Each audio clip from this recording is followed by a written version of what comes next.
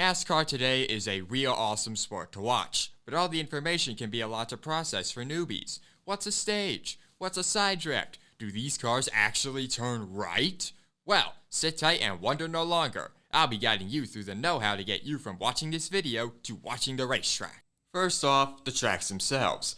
NASCAR races on a whole manner of tracks, from short tracks under a mile long to colossal coliseums stretching over 2 miles, and even some road courses that you see in most other forms of racing.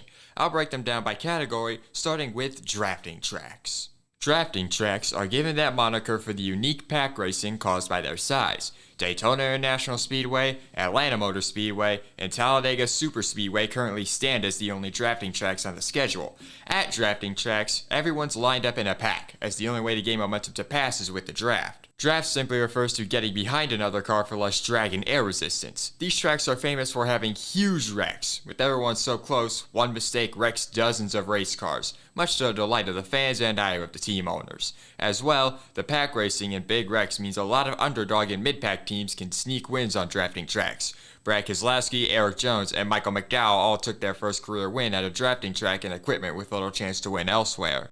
Now let's move on to super speedways. Super speedways are tracks ranging about 2 miles in length. They're known for being incredibly fast and wide, but unlike drafting tracks, they do require use of the brake. Sometimes folks will call drafting tracks super speedways, but I prefer to differentiate. Tracks like Michigan International Raceway and the now defunct Auto Club Speedway are examples of super speedways, where you'll see some of the most precise and intense racing all year. It helps that they have so much space to attempt to pass, a luxury not found everywhere. As for super speedway aces, look no further than the two Kyles, Busch and Larson. They even threw down at Auto Club a couple times when Larson was starting out.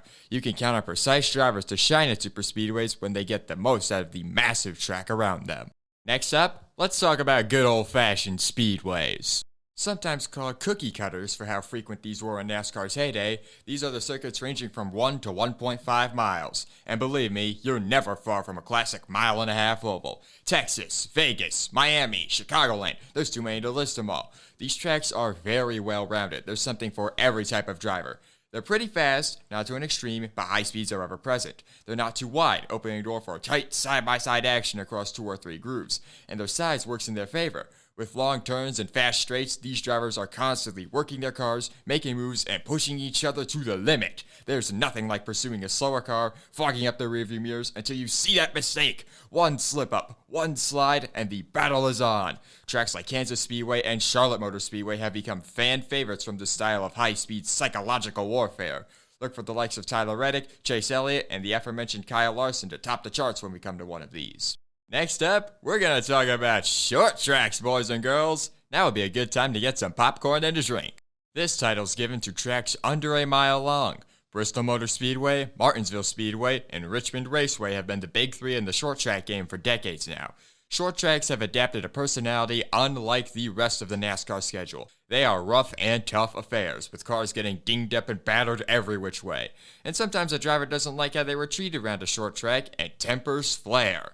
Of course, this happens elsewhere, but ticked-off drivers and the fisticuffs that often break out have become core to what makes a short track. Some of their most iconic moments were fueled by vengeance or directly caused said feelings, and boy do the fans love it. Drivers get mad, teams get mad, but at the end of the day, that's just short track racing. Short track racing.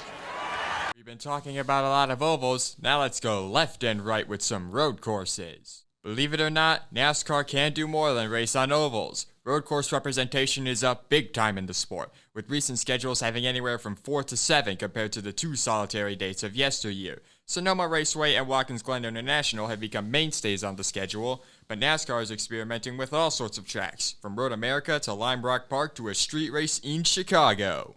NASCAR cars don't take road courses like your typical motorsport. The cars swing around the turns, they brake hard, they have no concept of track limits. Formula One could never. Several drivers have made a name for themselves on the road courses, with modern examples including AJ Allmendinger, Connor Zilisch, and of course, Shane Van Gisbergen. SVG can't stop winning on road courses, even since his debut. He became the first driver in 60 years to win their debut simply due to being extremely skilled at turning right. Road courses are a unique skill set for sure, which these unique drivers rise to the top. That concludes the track types, but there's one more thing to touch on. By this point, we know the tracks, but how do drivers tackle them? Well, in most cases, the entire track is available and teams specialize their car to handle best at a certain groove. This works because most of NASCAR's tracks have banking, meaning the turns are at an angle that you have to drive on. This creates 3 typical grooves that you'll see cars handling in. There's the bottom, also called the inside. This is where the track is shortest, but the downside is you have to brake harder to keep your car down on this line. Failing that will see you drift up prematurely and scrub off speed. Running the bottom gives you strong corner speed, great for passing here, but oftentimes you're slower on the following straightaway. Then we have the high side, or the top. Running up high is the exact opposite of going low. You have a weaker corner, but make up that time on the straightaway by having more exit speed. This works because you brake earlier and subsequently accelerate earlier, letting you carry more speed as you stay right up against the wall. Drivers will talk about there being almost a cushion of air right up by that wall. Riding along that is the key. Then, of course, you have the middle, which serves as a bit of both. Oftentimes, being able to run the middle is a sign of a great handling race car. Compared to going up high, someone may try the middle to attempt a pass without braking too hard or to side draft their foe up high. Side drafting is when you bring your car alongside another one to redirect more air towards them, slowing them down. Compared to sticking on the bottom, being in the middle gives you an advantage on corner exit without losing too much time in the corner itself. Couple this with draft and you could have serious momentum on your competitor. Which groove is the best? It depends. Factors such as track grip, tire wear, banking, and even the driver's personal preference all play a factor in where they might position themselves. Typically, all grooves have at least some use, so there's no real best a lot of the time. It's best to think of racing as essentially a high-speed chess game. In chess, there's all sorts of openings you can do in the first few moves, and you can have success with hundreds of them. Racing is similar. A groove in strategy is only as strong as you can make it. There's track strategy, but there's also pit stop strategy.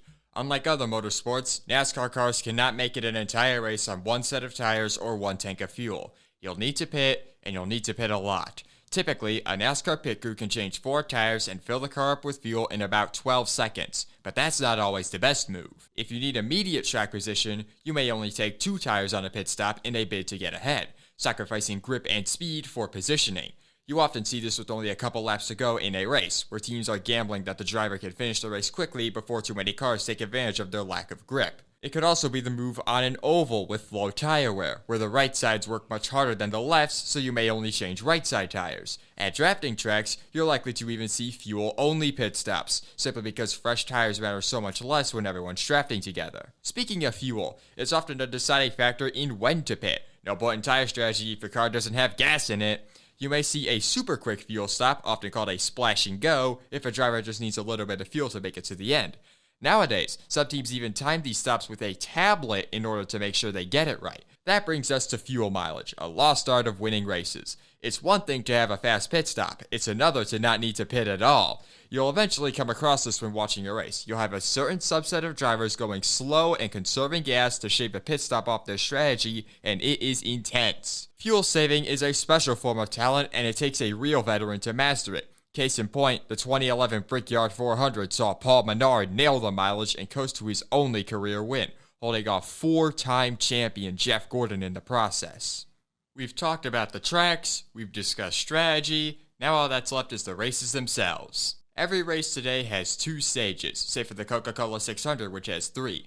Stages are predetermined intervals which bring a caution when completed and award bonus points to the top 10.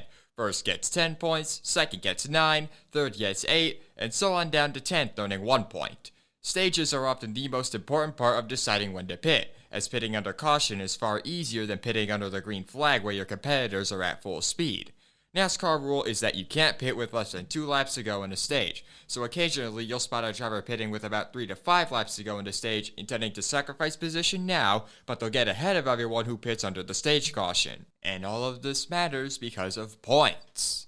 Now's a good time to touch on the point system. If you win a NASCAR race, you are awarded 55 points, 40 from finishing first, and a bonus 15 for winning. Second place ends up with 35 points, third ends up with 34, fourth gets 33, and so on down to 36th and below, only getting 1 point. There's also a bonus point for setting the fastest lap of the race, which gives drivers something to work for even if they've fallen back. Therefore, the max amount of points you can earn in one race is 76, from winning the race, winning both stages, and earning the fastest lap. If it's the Coca-Cola 600, that max is 86 points. These points are used to determine the chase for the cup. NASCAR has a playoff system called the Chase. Here's how it works. After race 26 of the 36 race season, the top 16 in points have their points reset for the final 10 races, and they're seeded according to where they were in the top 16 prior to the reset. Seed 1 has 2,100 points, and Seed 2 has 2,075. Each subsequent seed has 5 less points than the one above, down to 16th having exactly 2,000 points. From there, the 16 drivers earn points as normal through the final races, and whoever has the most at the end of the season is crowned champion. The system was in place from 2004 to 2013 and was brought back for the 2026 season and beyond. Congratulations! You've learned all the nerdy stuff about NASCAR. Now for the fun bits. Every NASCAR driver belongs to a team. They're the organizations who actually field the race cars. Each team has between 1 to 4 cars, and there's 36 full-time entrants in total. These 36 cars have what are called charters. Charters basically serve as a commitment to racing in NASCAR. Teams with charters get a larger cut of race winnings and TV revenue, as well as having a guaranteed starting spot in every race. You do not need a charter to race. There are several part-time entries on the roster all going without one. However, if a team wants to increase the number of full-time cars they're fielding, they almost certainly need to buy or lease a charter from somewhere. The extra earnings are too valuable. This is why you can see charters sell for as much as $40 million. That guaranteed income is an incredible bargaining chip, though it does price a lot of folks out of racing full-time. It is worth noting that the charter system is only in place in the NASCAR Cup Series. The two lower series, the NASCAR O'Reilly Auto Parts Series and NASCAR Craftsman Truck Series, do not have any charters or barriers to entry. Costs are much lower to operate a team down there, and therefore you'll see a lot more part-time teams out and about. And just like that, you've learned everything you could possibly need to watch any NASCAR race at any track, except for where to watch them. 2 of the series have very easy answers, and one's kinda weird. The Truck Series is always available on FS1, and typically races on either Friday nights or Saturday mornings. Races are anywhere from 90 minutes to 2 hours long. The O'Reilly Series is always available on the CW, which is free, and typically runs its races on Saturday afternoons. Races are anywhere from 2.5 to 3.5 hours long. I recommend you first watch the O'Reilly Series when starting out, as the racing product is great, the races aren't too long, and you'll be exposed to young talent that'll become the future of the sport. Lastly, the Cup Series. Depending on the time of year, the series is on a different TV network. Fox owns the early part of the season, and NBC and USA own the later half, with brief stints by Amazon Prime and TNT in the middle. If you're unsure, you can pull up the schedule on NASCAR.com. Every race has its corresponding TV network listed. However, everything I've just said for the Cup Series only applies if you live in the USA. Outside of that, you'll have to look elsewhere. Luckily, NASCAR has a whole page on where to watch depending on your home country, which I'll link in the description. Thank you so much for watching my first actual video. You've made all this work worth it. If you're interested in my content, consider subscribing. It would really help me out, and enjoy the rest of your day.